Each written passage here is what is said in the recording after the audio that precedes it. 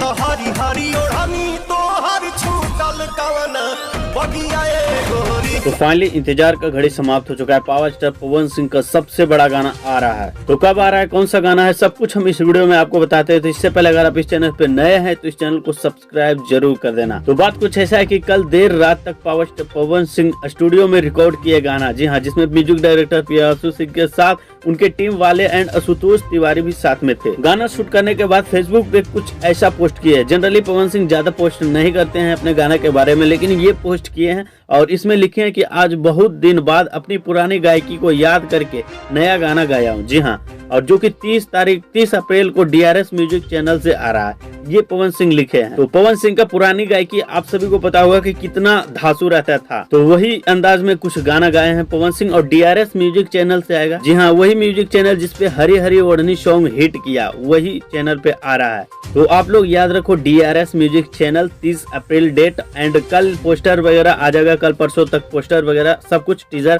आ जाएगा। तो जैसे ही कुछ न्यूज वगैरह आएगा इस गाना से रिलेटेड तो हम इस चैनल के माध्यम से आप सभी को बता देंगे। तो चलिए मिलते हैं नेक्स्ट वीडियो में। एंड हाँ, चैनल पे नए हैं तो इस चैनल को सब्सक्राइब जरूर कर दो। चलो मिलते हैं नेक्स्ट वीडियो में, बाय।